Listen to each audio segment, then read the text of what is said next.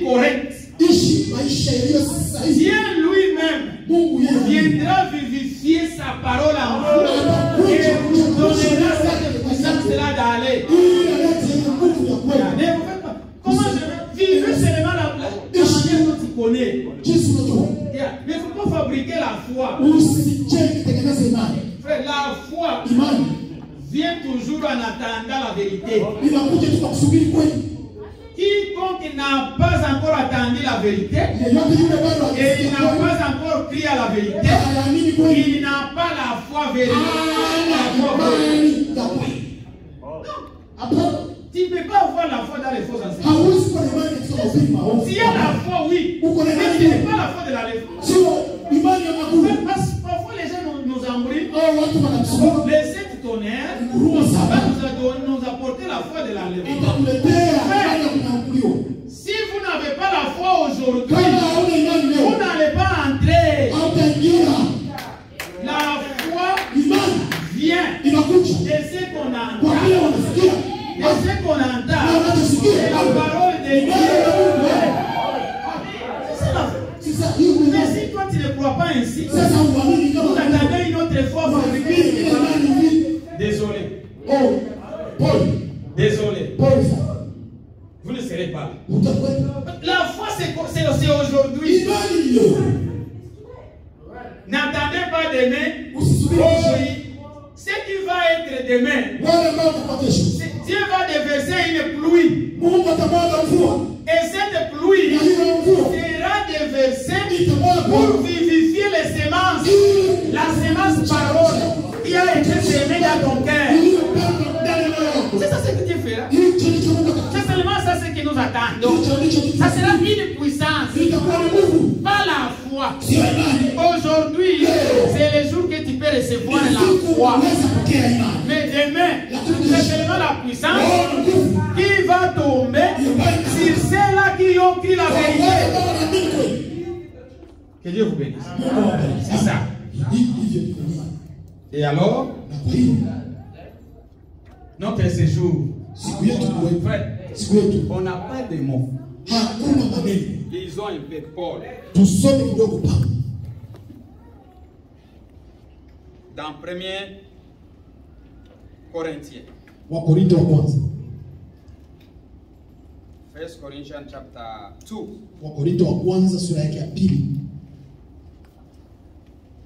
Verset 9. Na mstari wa 9. Chapter 2 verse 9. Chapter 2 verse 9. 1 Corinthians chapter 2 verse 9. Il est dit ceci. Inasema hivi. Mais lakini comme il est écrit, kama ilivyoandikwa, ce sont des choses mambo ambayo que l'oreille jicho n'a point vu. J'ai mal lu. Nimesoma vibaya. Mais lakini comme il est écrit, kama ilivyoandikwa, ce sont des choses que l'œil ni mambo ambayo jicho n'a point vu, halijayaona, que l'oreille wala sikio n'a point entendu, halikuyasikia, et qui ne sont point montées au cœur de l'homme, katika moyo, des choses que Dieu a préparées pour ceux qui l'aiment. Frère, ma sœur, ce que nous parlons ici, ce sont seulement des 0% de ce que Dieu nous a donné. Ça n'a jamais même monté dans le cœur. Nous ne l'avons jamais pensé. L'œil ne l'a jamais vu. L'oreille ne l'a jamais entendu. C'est que Dieu nous réserve. Frère, c'est glorieux. Amen. Il ne faut pas manquer ça. Nous voulons le voir ces jours-là. Nous voulons l'entendre ces jours-là. Quand nous serons avec lui, nous voulons entendre là, ça, ce qu'il nous a réservé. Parce qu'il va nous le dire et il va nous le montrer. Mais aujourd'hui, nous ne le savons pas. Seulement, ce qu'il nous a fait, il nous a fait une portion. Et nous serons récompensés. Ces récompenses-là n'a jamais monté dans les pensées de l'homme. Pour savoir que je serai donné ça, ça et ça, non. C'est pourquoi La ville que Dieu Jésus est allé nous préparer, il est impossible à un homme comme moi de bien décrire comment sera la ville. On peut seulement dire que cette ville-là a 12 fondements. Et les 12 fondements, chaque fondement avait un nom. Et chaque nom, c'était le nom des apôtres. Là, nous savons bien que le fondement là a des noms, les noms des apôtres. On peut dire, il y a les noms de Pierre. Mais la chose, ce ne sera pas le nom. Pierre a un nom. Quand nous serons là, nous aurons des noms nouveaux. Dieu lui-même. Quand nous étions dans l'éternité, dans la pensée de Dieu, nous avions des noms. Pendant que Dieu pensait les hommes sur la terre, ses enfants sur la terre, il nous avait donné des noms. Les noms que nous avons sur terre, ce sont des noms que nous avons hérités de nos parents. D'ailleurs, tout ce qui se trouve sur la terre, ce n'est pas Dieu qui les a donné les noms. C'est Adam. Dieu a amené sa créature. Il a donné ça à Adam. Donnez-les des noms. Ce sont des noms humains. Mais si nous partons là avec des noms, et sur le fondement, il y aura les noms de Pierre. Alors combien de pierres avons-nous aujourd'hui? Combien de gens que nous avons aujourd'hui? Et ils seront nombreux. Ils seront nombreux. Chacun aura un caillou blanc. Et sur ce caillou blanc, il y aura son nom. Lui-même saura ces noms-là. C'est pourquoi nous disons à ceux qui disent que Jésus est déjà venu. Nous leur demandons, quel est votre nom nouveau? Dis-moi, si toi tu es déjà enlevé, on t'a donné un caillou blanc, dis-moi, quel est ton nom? Et si tu sais ces noms-là, tu me les dis, tu contredis les Écritures. Seulement c'est lui qui recevra ces cailloux, qui saura ces noms-là. C'est ça. C'est pourquoi la ville a des noms. Il y a 12 fondements. Des 12 apôtres. Là, on sait très bien. Il est aussi dit que cette ville-là a une muraille. Et cette muraille-là, il y a des portails. Des portails. Et sur chaque portail, il est écrit les noms des 12 tribus des enfants d'Israël. 12 tribus. Et il nous a donné la position. C'est à l'est. Est, mashariki. Mashariki. L'est. Yeah. 3 portes. Il faut savoir que sur chaque porte, il y aura les noms des 12 tribus des enfants d'Israël. À l'ouest, 3 portes. Au nord, 3 portes. Au sud, 3 portes. Mais nous savons que ça sera les noms des 12 tribus des enfants d'Israël. Alors, quand on prend les 12 tribus et on mélange aussi les 12 apôtres, nous avons 24.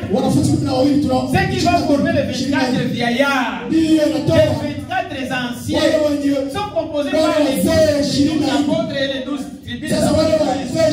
Alors nous avons les 24 vieillards.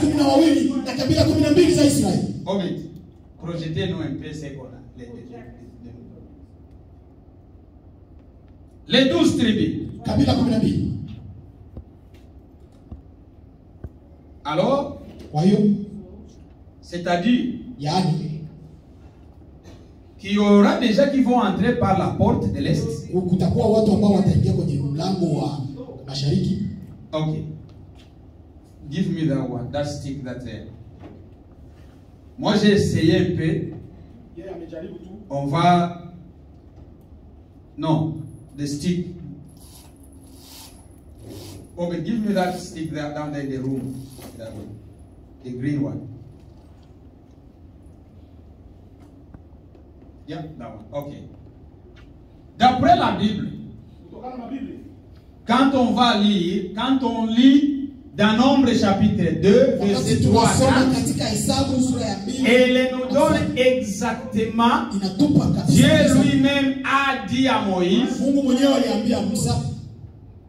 laissez comme ça. Dieu lui-même a dit à Moïse que la tribu de Dan, d'Asher, de Nephtal, doit être au nord. Et cela pouvait le lire dans Nombre chapitre 2, du verset 25 au verset 30. Alors, la tribu d'Ephraïm, comme on a dit la fois passée, Israël, c'est le nom de Jacob. Et Jacob avait 13 enfants. Non, 13. 13 enfants. Une fille et 12 garçons. Mais on dit les 12 enfants d'Israël. On n'a pas compté la fille. Mais quand on va très loin, nous nous retrouvons que les 12 enfants ici, c'était des enfants biologiques que lui-même a engendrés. Mais quand il est allé en Égypte, quand on a vendu son fils,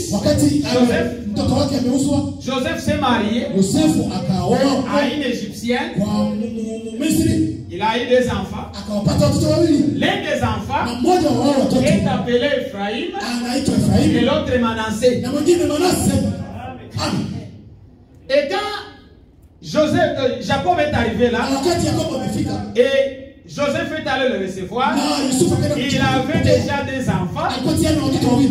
Son père, Jacob, a dit, amenez-moi tes 2 enfants. Et quand tu lui as amené les 2 enfants, il a dit, je les adopte. C'est-à-dire, Jacob n'avait pas seulement 12 enfants, mais il avait 14.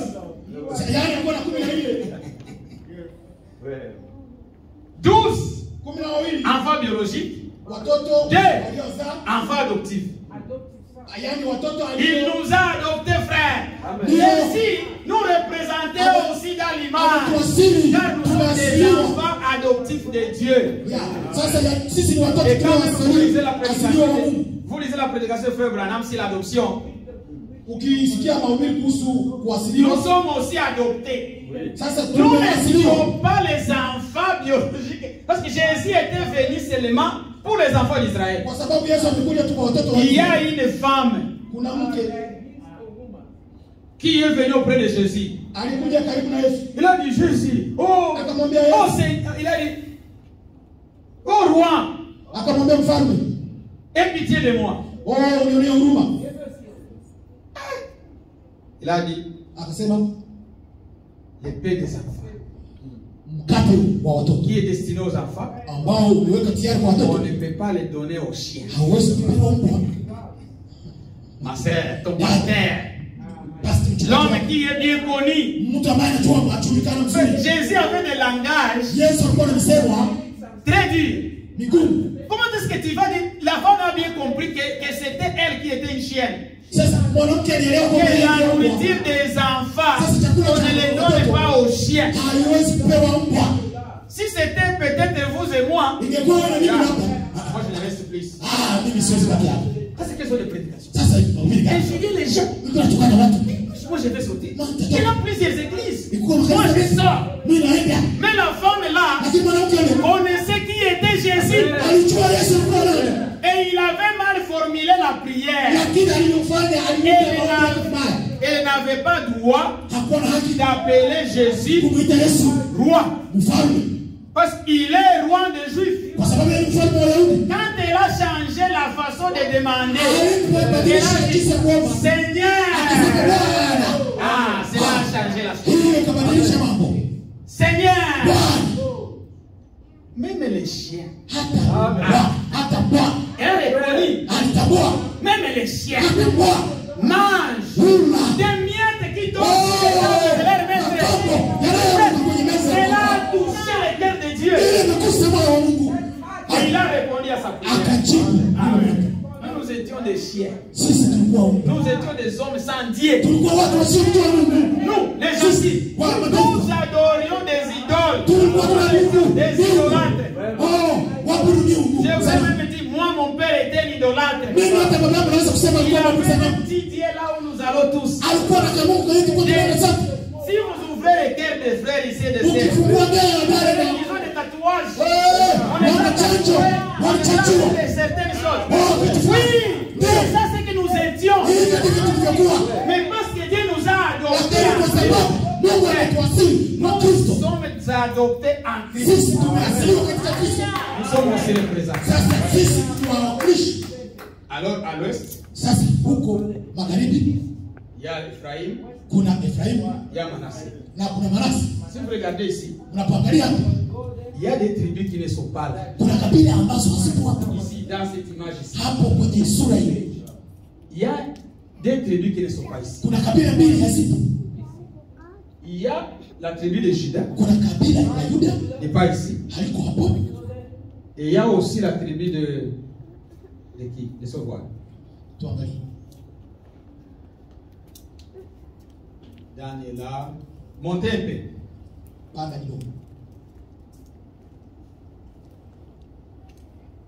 Vous pouvez vérifier, il y a une tribu, je ne me rappelle plus, c'était la tribu de qui.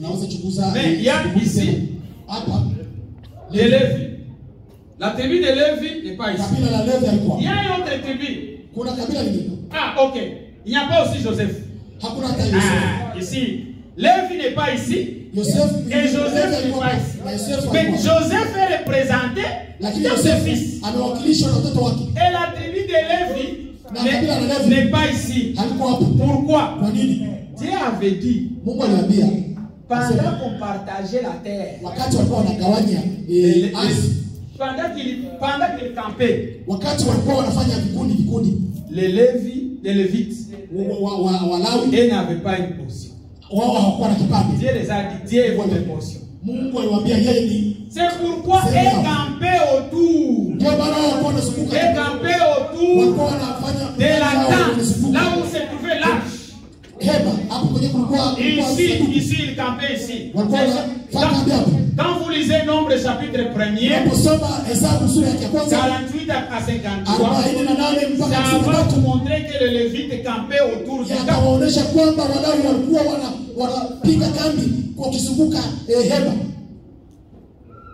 Ils gardaient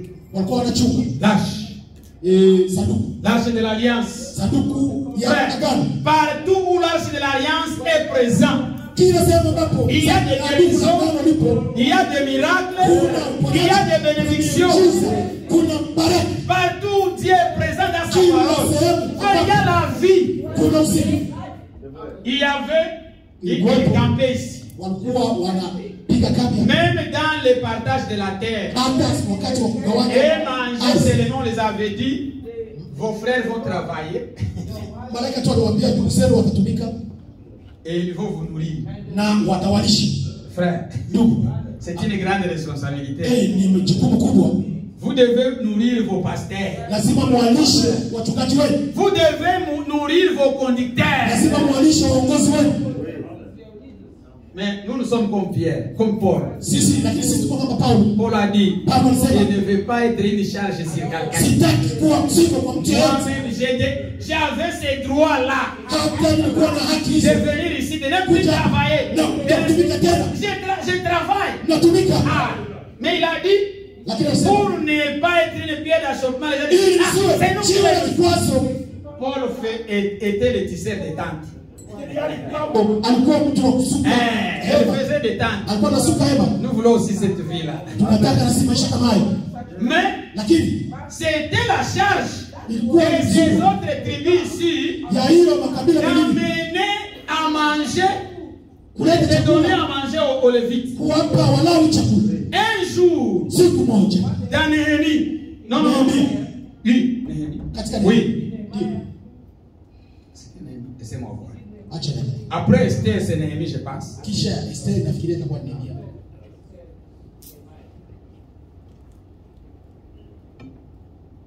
Nehemiah. Laissez-moi voir. Oui, c'est Néhémie. Ni Nehemia. Dans Néhémie, Katika Nehemia les Lévites ont fui. Walawi walikimbia, Même les choristes, hata waimbaji ils ont fui.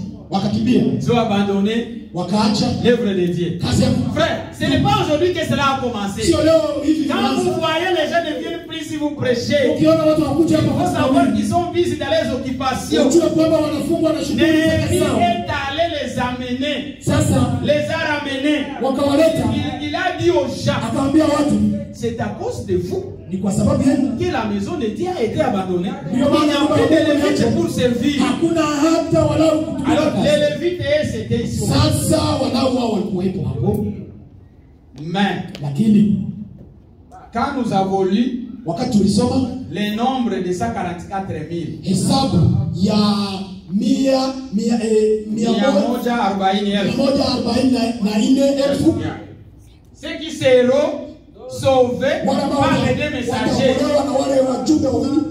Il y a aussi une tribu qui manque. Kuna kabila tena lingine linakosa, Une tribu kabila manque là-bas. inakosa. Cette fois-ci, Na sasa hapo sasa Ephraim, on ne l'a pas mis. Efraimu Mais on hapo, a remplacé Ephraim par Joseph. lakini wamebadilisha Efraimu na Yosefu Et aussi Dan. na tena Dan. La tribu de Dan ne sera pas là. Kabila la Dans les cas Dan, on compte les 144, wakati wanahesabu on va trouver qu'il y a une tribu manque. unaona kwamba kabila moja Pourquoi la linakosa. tribu de Dan a Kwa manqué? nini kabila la Dan limekosa? Quand vous lisez Juge, Mnaposoma Waamuzi chapitre 18, sura 18, vous allez trouver mtaona kwamba que Dan a introduit l'idolâtrie. kwanza Dan ameanzisha kuabudu sanamu katika nchi. Cela lui a disqualifié. Hiyo ikamkosesha kutokuwa mwenye kustahili. Ok. Je pense que ici un peu c'est compris. Nafikiria kwamba Alors ici nous avons mis hapo tunaweko ng'ombe comment est-ce qu'on le dit encore en français, vous qui connaissez bien? Hein? Le bœuf. Ici il y a la face de l'homme, hapo il y a aussi l'aigle. hapo ni tai. Et nous les avons aussi placés comme ils sont ici. Et Jésus est à l'ouest, celui-ci aussi est à l'est. Nous avons l'homme au sud, nous avons l'aigle au nord. Kusini na kaskazini. Alors, Kwa hiyo ici on a des citations de hapa tuna mahubiri ya Bwana. pour bien expliquer, peut-être on va lire ici les Ili kwamba kueleza vizuri labda tunaweza tukasoma. Ça représente les pasteurs. Huyo anawakilisha wachungaji. Parce que c'est un animal de travail. Kwa sababu ni mnyama wa kazi. On le fait porter des charges. Alors, le frère dit que la face, lisons. Lisons ça en France. Tusome katika Kifaransa.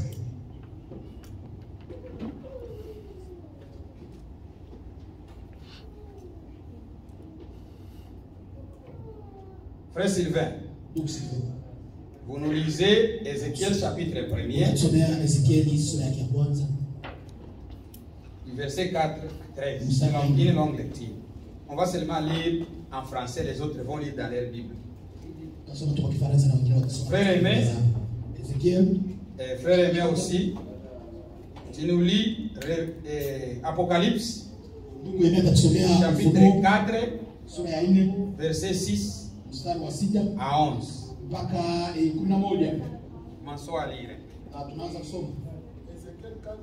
Non, chapitre 1. Ézéchiel, chapitre 1er.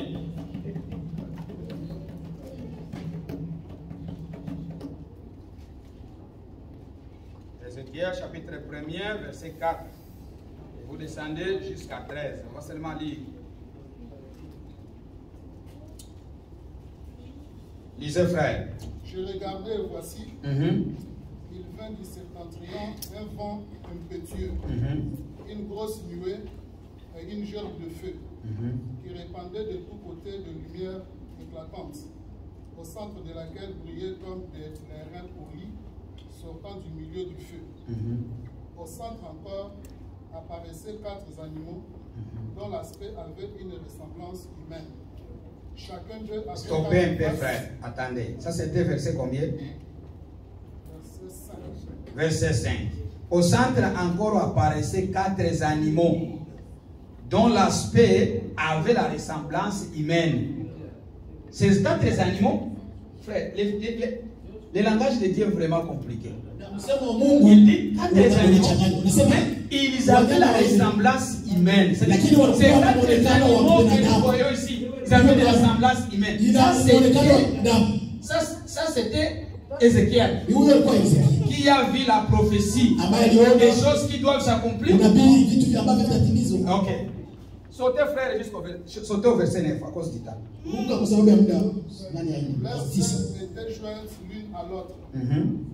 Ils ne se tournaient point en marchant, mais chacun marchait droit devant soi. Quant à la figure de leur face... Ah, suivez maintenant la figure des 4 animaux qui ont la forme d'homme. Quant à la figure de leur face, ils avaient tous une face d'homme. Tous, face d'homme. Tous 4 une face de lion à droite. Tous 4 une face de bœuf à gauche. Et tous 4 une face d'aigle. Leurs faces et leurs ailes étaient séparées par le haut. 2 de leurs ailes étaient jointes l'une à l'autre. Et 2 ouvraient leur corps. Amen. Pouvez-vous stopper là, frère? Frère Aimé, lisez-nous. Vous continuerez le reste. Il y a encore devant le trône comme une mer de verre, semblable à cristal. Au milieu du trône et au bout du trône, il y a 4 êtres vivants remplis Dieu devant et derrière.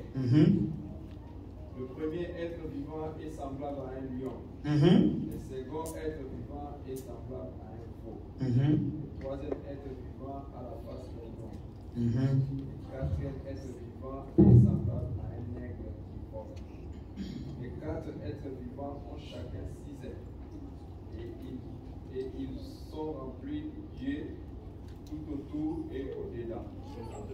Ils ne cessent de dire jour et nuit. Saint, Saint, Saint, est le Seigneur, Amen, le Tout-Puissant, qui était, qui est et qui vient. Amen. Quand les êtres vivants rendent gloire et honneur et action de grâce à celui qui est assis sur le trône, à celui qui vit au siècle des siècles. Le 24 vieillards se prosternèrent devant celui qui est assis sur le trône et ils adorent celui qui vit au siècle des siècles et ils jettent leur couronne devant le trône en disant: Tu es digne, notre Seigneur et notre Dieu, de recevoir la gloire, l'honneur et la puissance, car tu as créé toutes choses et c'est par ta volonté qu'elles existent et qu'elles ont été créées. Amen. Amen. Que Dieu vous bénisse. Alors ici, il y a une description d'Ézéchiel. Lui, Ézéchiel dit, il a vu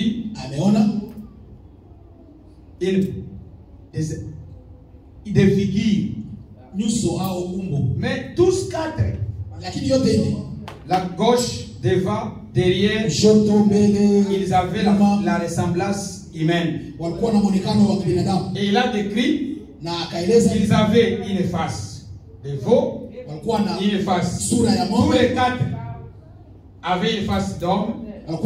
C'est-à-dire, d'un côté, face d'homme. De l'autre côté, face d'aigle volant. Pas un aigle qui est comme ça. L'aigle qui vole. Il vole dans les airs. Parce que, comme l'aigle vole, Le plus haut qu'elle vole, elle va voir encore plus haut. Et il y a aussi la face d'homme. La face aussi de lion. Alors, mais lui, Jean, quand il a vu ça, il ne l'a pas vu tous ensemble. Et lui, Ézéchiel dit qu'ils avaient 2 ailes, mais Jean dit qu'il y avait 6 ailes. D'après ce que le prophète nous dit, parce que ceci, on n'allait pas les connaître. C'était un mystère caché que Dieu a révélé seulement à l'épouse. Le prophète nous dit ceci: les 4 êtres vivants, tous représentaient l'église vivante. C'est-à-dire les 4 êtres vivants ici, que nous lisons dans Jean, dans Ézéchiel, elles représentent l'église vivante, l'église sanctifiée, l'église remplie du Saint-Esprit. Il les garde. Alors, ces 4 êtres vivants ici, qui représentent l'église, une chose d'abord à savoir. Lisons d'abord. Laissez-moi lire un peu.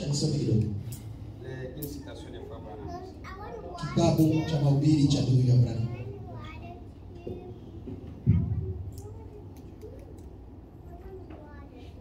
Dans le 7e psaume.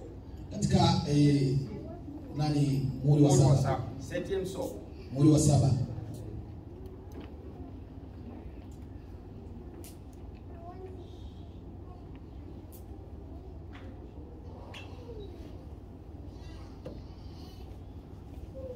Nous lisons paragraphe 63. Tunasoma ukurasa wa 63.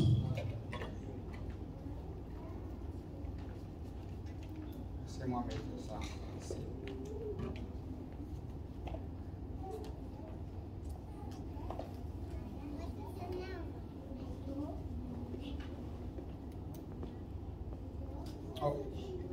Le prophète dit ceci. 7e psaume. Prêché à mars 24. Evening. Le soir. Cette prédication a été prêchée 2 fois. Parce qu'il y avait des gens qui avaient une attente.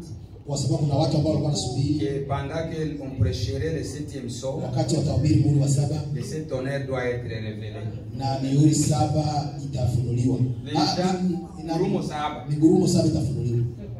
Alors, il est retourné pour la prêcher le matin suivant le lundi. Quand on parle du 7e psaume, parfois on veut la lire en complet. Écoutez ce que notre prophète a écrit. Paragraphe 63. Maintenant, souvenez-vous, après le chapitre 4 de l'Apocalypse, l'église est partie. Après le chapitre 4 de l'Apocalypse, l'église est partie. Il faut garder ça. Si on ne comprend pas les livres d'Apocalypse, on risque de faire beaucoup de confusion. Après que les 4 cavaliers sont sortis, l'église est partie. Vous voyez? Tout ce qui est arrivé à l'église est arrivé au chapitre 4 du livre d'Apocalypse. Tous les événements qui ont trait à l'agissement de l'Antichrist ont eu lieu jusqu'au chapitre 4. Et c'est avec le 4e psaume de l'Apocalypse que les deux,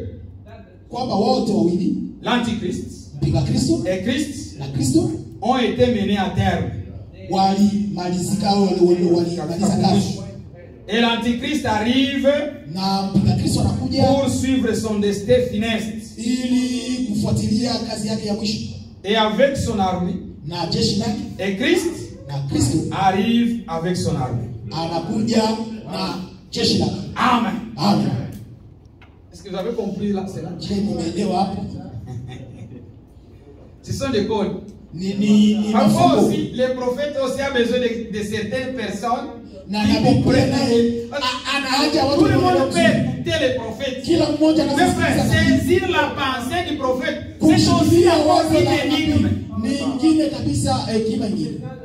Il nous dit ceci, Anatuambia hivi. que depuis les 4 premiers chapitres du livre de l'Apocalypse, Sura ile za Ufunuo. chapitre 1, Sura ya kwanza. chapitre 2, Sura ya pili. chapitre 3, Sura ya tatu. chapitre 4, Sura ya nne. ces 4-là, quand vous les lisez, Unaposoma ça concerne l'église. inahusu kanisa. Les 4 chapitres-là Sura concernent hizo l'église. zinafuatana Mais na faites kanisa. attention, Lakini wewe au mwangalifu. 4e chapitre, Sasa kwenye sura hii c'est là où on a dit à Jean, ni pale ilipo pameambiwa Yohana monte ici. panda huku. Le prophète nous dit, Nabii anatuambia la question là de dire à Jean de monter, swali la kumwambia Yohana ça panda. représentait l'enlèvement de l'épouse. Ilikuwa wakilisha ungekuwa bibi harusi. C'est-à-dire que l'église a monté Yaani kanisa au limepaa 4e chapitre kwenye sura d'Apocalypse. hii ya Ufunuo. C'est compris? Inaeleweka? Alors, Sasa kwa hiyo il a aussi comparé amefananisha les premiers sceaux, muhuri wa kwanza, le 2e sceau, muhuri wa kwanza, le wa pili, 3e sceau, muhuri wa tatu, le 4e sceau. muhuri wa nne. C'est dans les 4 premiers Sasa sceaux ni katika hizo mihuri là où nous trouvons hapa tunakuta les cavaliers. wale wapanda farasi Quand il a monté le cheval blanc, walipopanda farasi mweupe. il y a eu les premiers. Ah, lisons. So Lisons ça dans la Bible. some Ça va katika nous donner une éclaircie. itatupatia mwanga. Êtes-vous fatigué? Je mmechoka? On peut arrêter. Tunaweza simamisha. Oui, ce sont des choses de Dieu. Ni vitu vya- Laissez-moi voir l'état aussi. Acha niangalie muda pia. Et on a un peu quelques dizaines de minutes. Tuna kama Lisons les chapitres, lisons Apocalypse. tusome Ufunuo. On va seulement faire une petite synthèse seulement, peut-être. Tutafanya kama Avec l'aide tumisho de Dieu, ça kidogo. va vous donner une image. Tuangalie kama itatoa picha fulani. On n'a pas assez de temps Hatuna muda wa kutosha pour décortiquer toutes ces choses. ili kueleza yote. Lisons Apocalypse, Tusome chapitre 6. sura yake ya 6. Je vais lire en sota. Utaruka kwa tutasoma kwa kuruka. On ne doit pas, je vais seulement lire en sota. Nitasoma kwa kuruka ruka. Chapitre 6, verset 1. Sura ya 6 mstari wake wa kwanza. Je regardais Nikaangalia quand l'agneau ouvrit un de ses 7 sceaux. wakati mwana kondoo alifungua baadhi ya ile mihuri. Non, j'ai mal lu. Nilisoma vibaya. Je regardais Kisha nikaona quand l'agneau ouvrit l'un de 7 sceaux. mwana kondoo alipofungua moja ya zile mihuri 7. J'utilise toujours l'un, il n'y a pas l'un. Naitia tu. Je regardais quand Nikaangalia l'agneau ouvrit un de 7 sceaux. mwana kondoo alipofungua moja ya Et zile mihuri 7. j'entendis l'un des 4 êtres vivants Kwa wale wenye uhai qui disait, wane akisema comme d'une voix de tonnerre, kama sauti ya ngurumo, viens. njoo. Le premier saut. Muhuri wa kwanza Quand il a été ouvert, ulipofunguliwa il y a eu kukawa un être vivant. Un des 4 êtres vivants mmoja wakati wa wale viungo wenye uhai qui est sorti. ambaye ametokezea. Et d'après ce que le prophète nous dit, Na kutokana na jinsi yake anatuambia c'était la face, c'était un lion. ilikuwa ni simba. Et ceci était dans le premier âge de l'église. Ilikuwa ni katika L'âge de Paul, c'est l'âge d'Irénée. Les 2 premiers là-bas sont les premiers localisés. Mais ça doit être entre les 2. itakuwa baadhi ya wale wawili. Il grondait très fort. Alikuwa na ngurumo sana. C'est pourquoi, Ndio maana dans le premier âge de l'église, katika kizazi cha kwanza mais il n'y avait pas de faux enseignements. hakuwa na ubiri wa Vous uongo. voyez les 7 âges de l'église. Ukiangalia Il y a kizazi cha kwanza une cha petite kanisa noire seulement. kadogo tu. Mais la lumière était beaucoup. Lakini Parce mambo que makubwa la puissance kwa sababu nguvu que Dieu avait millions. ilikuwa ni nguvu za sita. Est-ce que compris? Disons. Quand on a ouvert le deuxième. Wakati alifungua wa pili. Verset 3. Mstari wa 3. Quand il ouvrit le second seau, Na alipofungua wa pili, j'entendis le second être vivant nikasikia yule mwenye uhai wa pili qui dit, akisema, viens. njoo. Ah, Ndio. voici deux mots. Ils sont sortis, notre cheval roux, celui qui les montait Kutoka farasi avait mwingine le pouvoir d'enlever la paix wekundu sana na yeye de la terre, panda afin alipewa que les hommes se gorgeassent badala watu wakuwa les uns les autres mmoja kwa mwingine d'une grande épée, na mpanga mkubwa et une grande épée na mpanga mkubwa lui fut donnée. ambaye alipewa. C'était un temps où on tuait les gens. Ilikuwa ni wakati ambapo walikuwa C'est-à-dire na les gens ont supporté la mort. yaani watu Ils walivumilia kifo, avaient l'esprit de bœuf. walikuwa na roho ya ng'ombe, Ils supportaient. walikuwa na vumilia. On peut peut-être voir avec le troisième et le quatrième. Unaweza angalia watatu wa Le quatrième âge de l'église. Le troisième, le quatrième. Vous pouvez toucher sur le cinquième un peu là-bas. kusa hata kizazi cha nne. Ici, Lakini hapa c'est dans le Moyen-Âge ni katika wainaji où kama les gens ont perdu la vie. ambapo watu walipoteza maisha. J'ai même une vidéo chez moi Ilikuwa hata video hii d'un homme qu'on appelle John Hus. mtu ambaye anaitwa John Si Hussey, vous le regardez, ukiangalia comment est-ce que l'église catholique, ndio jinsi kanisa Katoliki il faut le dire en lazima kusoma polepole. l'église catholique Kanisa Katoliki a tué les gens. aliua watu. Frère, ça c'est pas, on ne parle pas comme une histoire. Ça Haisemi kama zote. allez même lire. Ni vitu ambavyo uende kasome, ni vitu ambavyo John Hus, vous verrez. utaona. Il y a John Wycliffe. Kuna John Wycliffe. Vous trouvez, ils les ont tués. J'ai des vidéos, Wow, wow. j'ai des bandes, si vous voulez. Je vais vous les donner. Naweza C'est ça kuwapea chez moi. ninazobaki. Je l'ai acheté à la voix de Dieu. Nimenunua Ils kwenye ont sababu tué des millions et des millions de gens à cause de la foi. kwa sababu ya Quiconque s'opposait à l'enseignement yeyote yule pika était imani condamné à mort. aliuawa, alihukumiwa kifo. C'était, ils avaient, Dieu les a donné la force de supporter la mort. Dieu avait envoyé l'esprit Mungu alitupa de roho ya ng'ombe accepter de mourir. ili kubali kufa. Mais ici, Lakini hapa il ne devrait pas porter ça. Mungu angaliangalia Il kitu se prenait comme un lion. Il réagissait. Les frères Paul, les apôtres, tous les autres là, les Israélites, ils étaient très forts dans l'évangile. walikuwa katika nguvu, Ils réagissaient comme un lion. walikuwa na nguvu za kusema. Personne ne devrait se réagir. Hakuna ambaye alisimama mbele yake. Jusque-là, Lakini mpaka hapa ils avaient commencé quelque sorte d'enseignement là, wakaanza mahubiri fulani ya mahubiri de l'hébraïsme a ya commencé, Nikolai kazi. de respect n'a Heshima continué.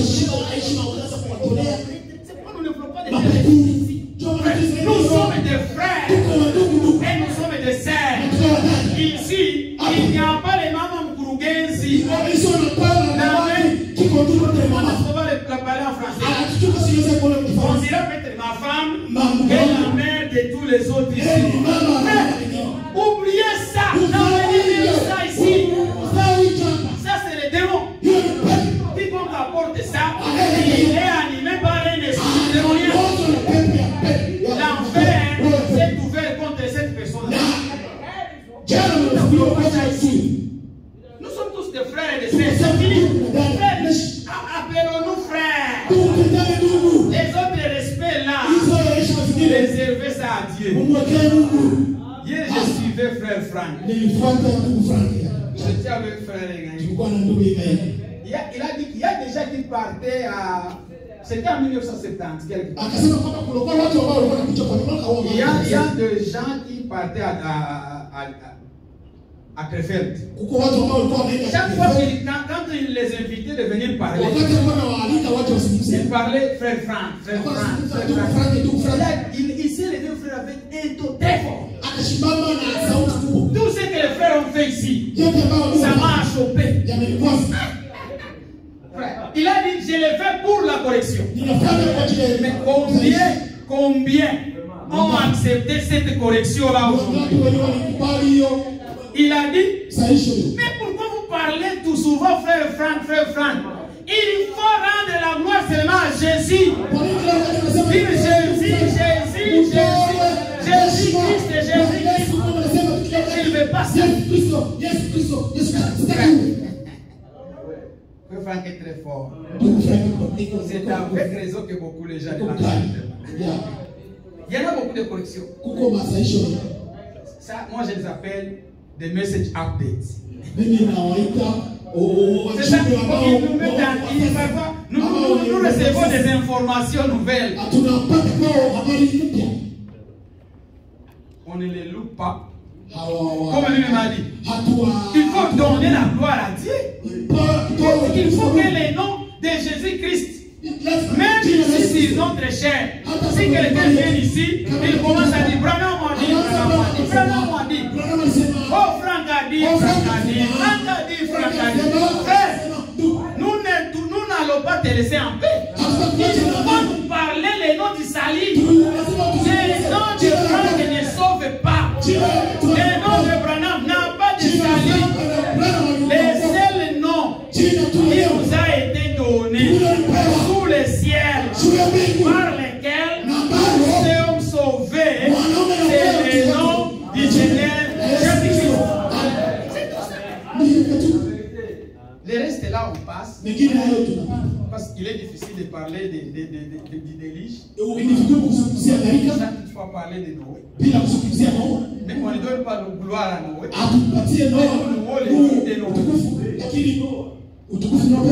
Alors lisons le troisième, le cadre du troisième son.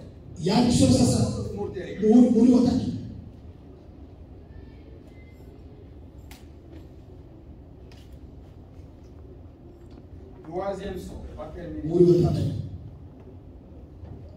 Verset 5. Quand il ouvrit le troisième seau, j'ai entendu le troisième être vivant qui disait, viens. Je regardais et voici Paris un cheval noir. Celui qui est monté tenait une balance dans sa main. J'entendis au milieu des quatre êtres vivants une voix qui disait, une mesure de bleu pour un denier, et 3 mesures d'orge pour un denier. Mais ne fais point de mal à l'huile pour le lever. Amen. Alors le prophète nous dit, le troisième sceau, parce qu'il a dit le premier sceau, le deuxième sceau, le quatrième sceau concerne l'église. Alors le quatrième sceau dans l'église, ça doit être Luther et Wesley. Dans les environs là, ils ont touché ça. Parce que ces gens, ils avaient une connaissance d'homme. Parce que ces messieurs ici, les cavaliers, il avait une mesure. C'est-à-dire qu'ils vendaient. Ils vendaient quoi? Les enseignements. Oh, ils vendaient les... Combien de gens qui ont passé dans l'église? Ah.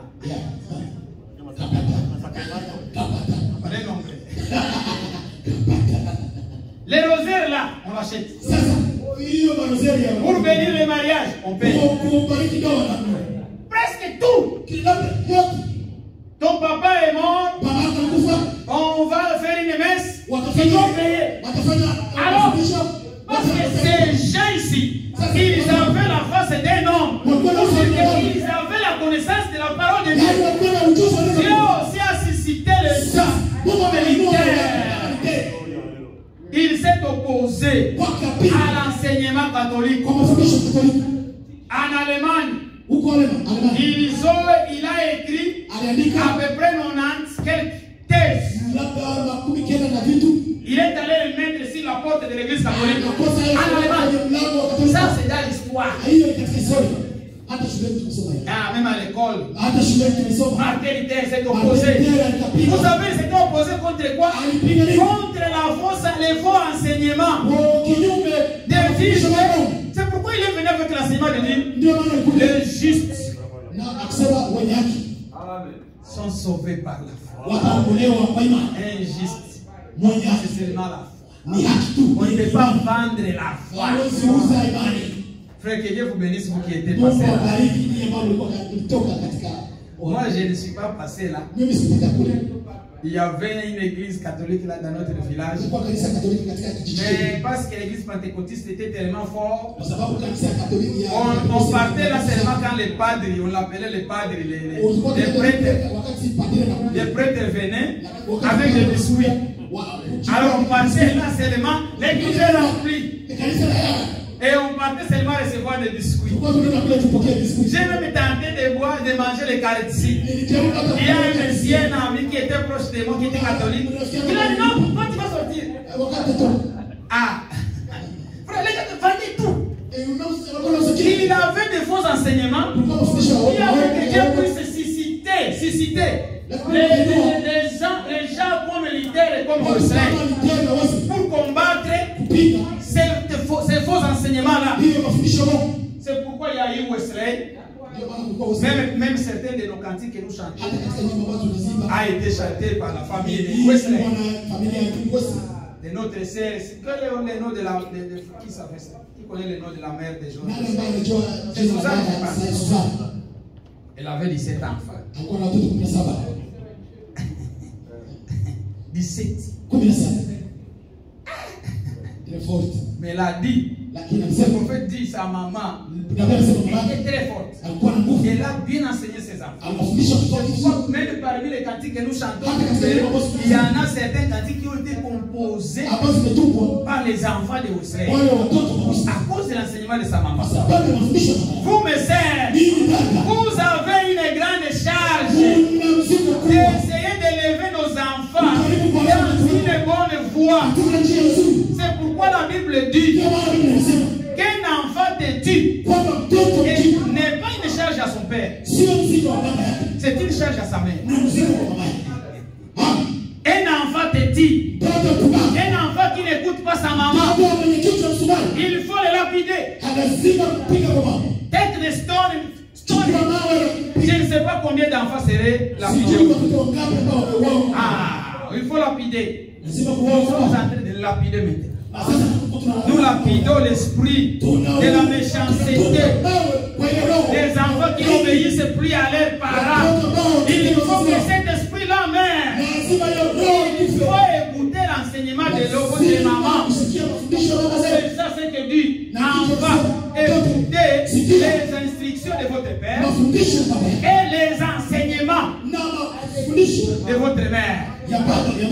Ah, vous les enfants qui sont ici, vous êtes bénis.